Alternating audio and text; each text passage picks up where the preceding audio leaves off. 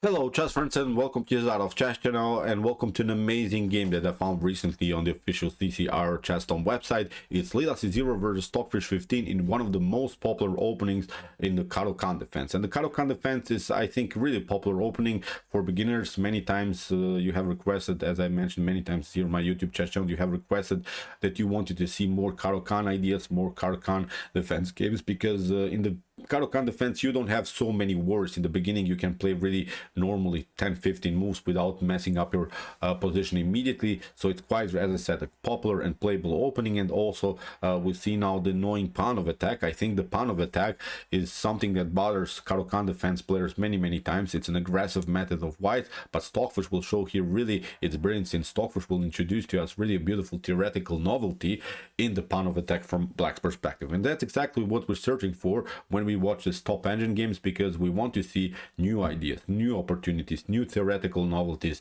of particular openings, of particular sidelines of openings. So that's exactly what I'm searching for, and of course I wanted to share this game with you. So let's see now what happened. Lc0 with the white pieces opened with the move e4. We have now c6 by Stockfish 15, d4. After d5 we have now the exchange variation, e takes d5, c takes d5, and now comes the move c4, which is of course the Panov attack. And okay, what's the idea here? We want to play, if you play d takes c4, white is getting out with the piece very actively. The bishop comes out with the tempo. Knight to c3, knight to queen to f3, knight to e2, maybe bishop to f4 could be really a beautiful attacking formation for white. So white will have a fast development here. In the near future we can also expect maybe the move d5.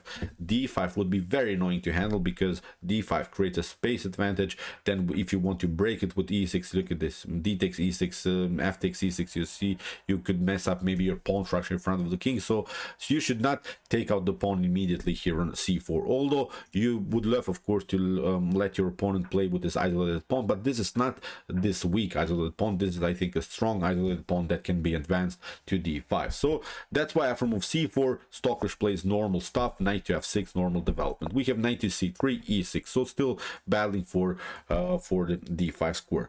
The main line, I think, of the Panov attack would be something like c5. This position should be broken then afterwards with the move b4, so you should not tolerate your opponent's space advantage here on the queen side. But here after move e6 here, the Lc0 engine played normal development with knight to f3. So we have now bishop to b4, because in the c5 line that we have seen, the bishop was a little bit blocked out by this potential pawn structure of white, so that's why bishop to b4 comes now with a beautiful pin. So we have c takes d5, knight to d5, attacking now the knight twice, so that's why it has to be defended further with the move bishop to d2. So what you don't want to play now is knight to c3, because after bishop b takes c3 the bishop has to retreat. And look at this, now bishop to d3 is going to happen, maybe even then afterwards bishop to d1, then queen to c2, building maybe a queen and bishop battery here. And the cool part is that the queen can always hide behind these two pawns. The bishop is aiming also towards the king side, the knight can be included into the game,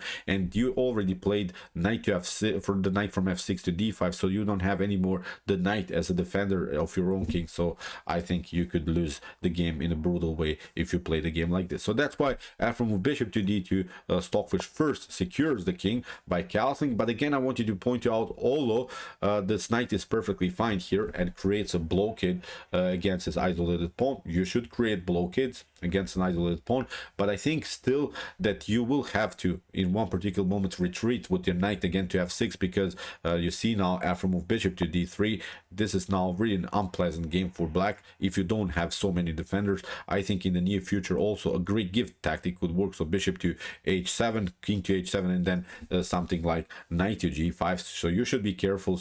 You should sometimes, as I said, bring your pieces into the defense. So here Stockfish will show us now a beautiful theoretical novelty, bishop to d7, and this move has not been played so far. At least I'm not seeing games in the database, but this move really makes sense because this bishop is bad anyway. it's blocked out by its own pawn structure, so that's why Stockfish is rerouting the bishop to c6, where it could cause at least some kind of a damage. At least the bishop gets some kind of an activity. So it's, I think, a beautiful theoretical novelty, because in the database you can only see this ideas, knight to c6 or maybe bishop to e7. So we have here a game, Anish Giri versus Alexander Grishchuk, I don't know, Hari Krishna versus Van Veli. So we have here really the top grandmasters battling it out in this particular position, but without this theoretical novelty that Stockfish will introduce to us, bishop to d7. And in my opinion, this is perfectly fine. As I said, the bishop will be here on c6, where at least it's creating new activity. So here in the continuation, we have kingside castling by Lc0, bishop to c6, knight to e5, attacking now the bishop, but Stockfish doesn't care.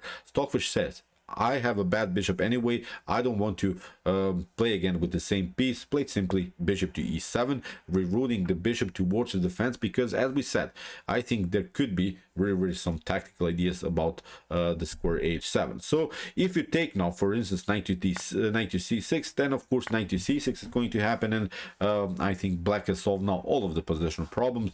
In the near future we can try knight to f6, then knight to b4, and maybe create a blockade with this knight. So we have, I think, beautiful opportunities to control the d5 square further. The bishop is good here, aiming towards both sides, so it's, I think, a playable position. So here the continuation, queen to g4. So Lc0 didn't take out the bishop and played now very active with the queen. Look at this. Many of us, I think, will start to sweat now, because look at this bishop's activity, the queen's activity, the knight is central, but Stockfish plays now really beautiful move, knight to f6. And as I said, you will in one particular moment have to reroute your knight to f6, where you have at least some kind of a defender. Look at this now, after move knight to f6 also, the pawn on d4 is now a huge weakness. So we have now queen to h4, knight from b to d7, attacking the knight. If you play f4 here in order maybe to support your knight on e5, that could be an idea. Then we can simply take knight to e5, f takes e5, and now with knight to e4 we can create really this annoying Zwischenzug in this intermediate attack against the queen, and then queen to d4 is going to happen, and I think this should be a much better position than for black. So that's why after knight from b to d7 we have now knight to c6. And okay, as we said, the bishop was bad anyway. Basically what happened here,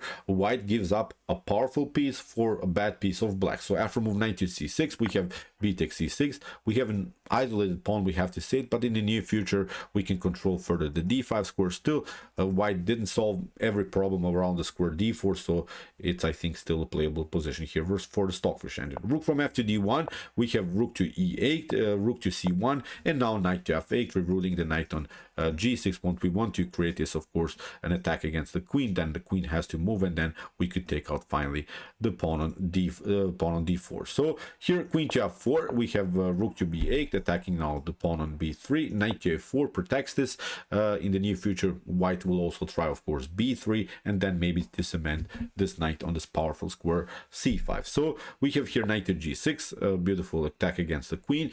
If we try now bishop to g6, then I think black solves everything, solves all the positional problems, because after h6 g6, look at this, the knight will come here on d5. You cannot play, of course, knight to c5 immediately, because the weakness on b2 is hanging, so you have to play first b3. But now with queen to d5, knight to d5, whatever you want to play, I think this is a solid game. Queen to d5, protecting the c6, building a battery here. Knight to e4 is a possibility, so I think this is a good position for black. So after move knight to g6, we have queen to e3, we have knight to d5, kicking away the queen again. We have queen to f3, and now bishop to f6. Look how Stockfish builds really a beautiful setup. Although we have to say it, white has a bishop pair. White should be slightly better here, but still this isolated pawn is a clear target of black. So rook to c4, we have knight to h4. If you take, of course, here rook to c6, it's not so good. Bishop to d4, and as I said, you have to first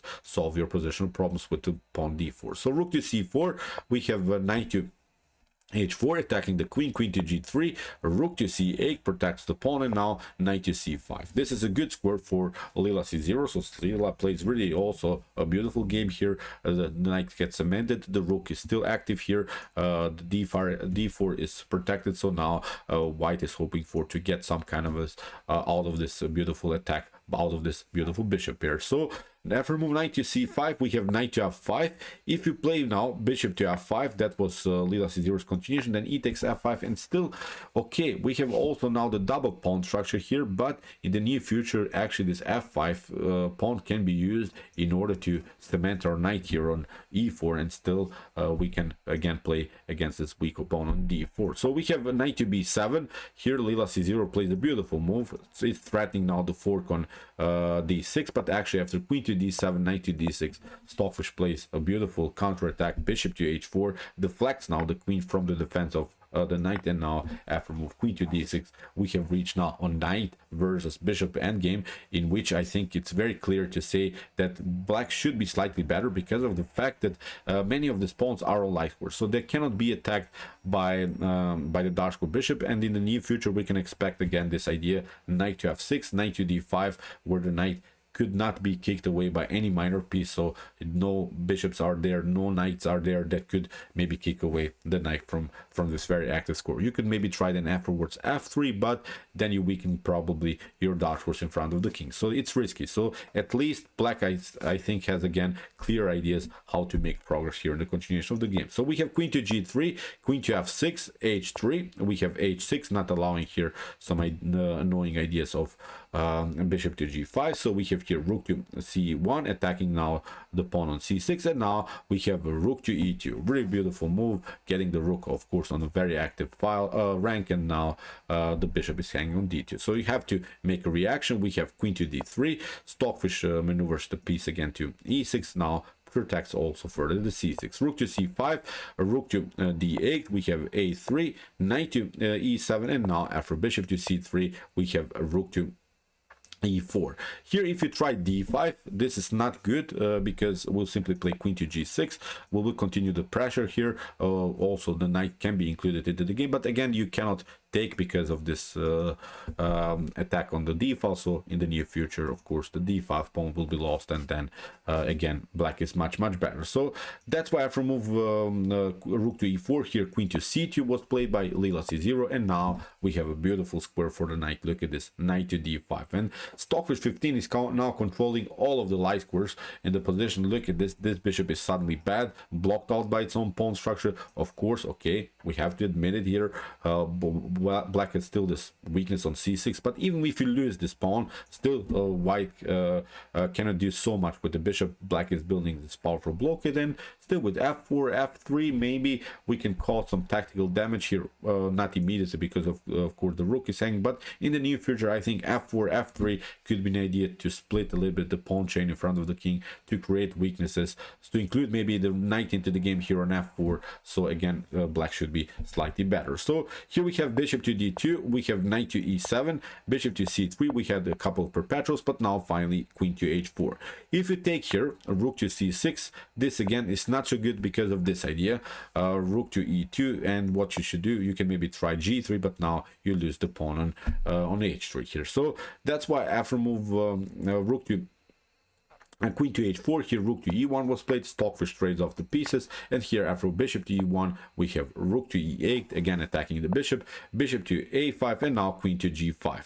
If you again try rook to c6, again you cannot take this pawn immediately. All of this is a weakness through the whole game, but you cannot really take it immediately because now knight to f4 is going to happen, and this game should be over. There's not a good way anymore to defend this. You can take, you can also play of course rook to in the near future, so it's I think something that white can resign. So after move queen to g5, here bishop to d2 was played, attacking now the queen. We have knight to f4, and here we have g3. Well, if you take of course here bishop to f4, then you first get a check, you have to cover it, but now with queen to f4 everything is messed up. Here g3, look at this, queen to f3, and the game is over. You get checkmated here on h1. So this is simply not working here for Lila c0. So after move knight to f4, we have here g3, knight to h3, attacking the king, king to g2, and now here queen to g4. Everything is now pretty much safe for Lila c0. So we have here queen to f5. We have now beautiful move here by Stockfish, beautiful knight to f2. If you take of course queen to f2, then you get rook to e2, and now the queen is lost, so it's game over for white. So that's why you have to take knight to g5, then g4 was played by Stockfish 15, king to f3. If you play again rook to c6 immediately, then rook to e2, okay, you can maybe take also the knight would take out the bishop, you can take out the knight on g4, but actually rook to d4 comes with the tempo, and that's now a different story. So Stockfish will continue now with up a pawn. We have here a 3 versus 1 situation here on the king side, so this should be again a completely winning endgame here for black. So after move knight to g4, as said, king to f3, we have knight to h2, king to f2, again couple of perpetuals, but now Stockfish decides to play king to rook to e6, protecting also now the pawn on c6. So we have rook to a5, knight to g4, simply improving the piece, and here we have king to f3, knight to h2, again couple of perpetuals, but now suddenly Stockfish plays the move knight to f6.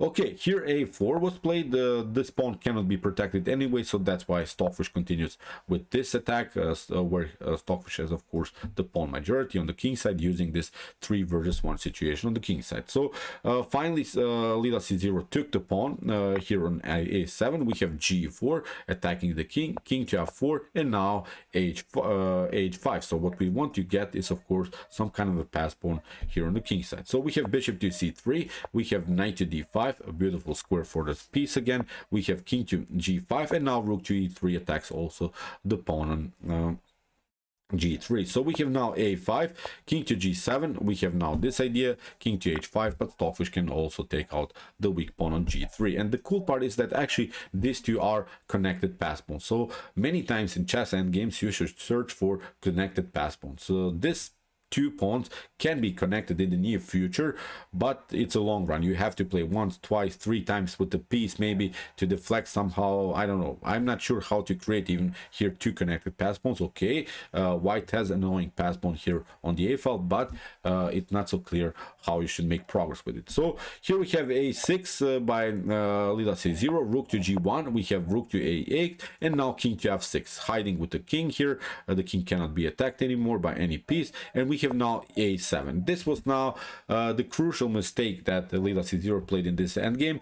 If you play rook to e8, that was maybe a slightly better idea. Then the game leads into this, knight to c3, b takes c3, and now with king to f5, we're threatening also checkmate. This is now a beautiful sequence here for black. The king has to step back, and now we should go behind, and we have also a passer here. So this was now also, I think, a winning continuation for black. But here with a7 it's even worse, because Stockfish plays a beautiful move, knight to f4, we have king to h4, and now king to f5, again threatening really some dangerous checks. So we have here rook to g1, finally threatening the promotion, but Stockfish finds again a beautiful move, knight to g6 is a beautiful stunning tactic. If you play of course king to h5 again, then you get checkmated. So that's why you have to sacrifice now the rook for the exchange. We have f take g6, but actually here potential promotion on a8 is actually not working, because you get checkmated with this beautiful stunner, g5. Look at this, king to h5, and now rook to h1, and this is game over. Although white has the queen, but it's simply game over. So that's why after f take g6 you have to play another move, bishop, and now after move g5, bishop to g5, the rook has time to get back to cover everything, and this is simply game over. After move bishop to d2, rook to a7, in this position Lila-C0 resigned. Really beautiful endgame technique here, but I really love this game. First we have seen this theoretical novelty, then we have seen also the beautiful bad bishop strategy, in which the bishop was blocked out all the time by its own pawn. Lila-C0 created this blockade idea against also this isolated pawn, and also eventually Stockfish created this beautiful endgame technique, where it created really this checkmate threats, didn't allow here the potential promotion on a8. So it was a beautiful chess game for sure. So okay, I hope that you enjoyed this game. I really enjoyed it a lot, especially because of the fact that it was played in the opening that's played now many times in top grandmaster level. So I think you can use it in order to have a better theoretical knowledge about the Caro-Kann defense. If you want to see more beautiful positional and tactical games like this, check out my commented chess games played by computer series, with some more games played by Lila-C0, Alpha0, Stockfish, and many more. And if you like this content, don't forget to subscribe to my channel. See you soon with some more videos, and what to say, chess is the best, of course.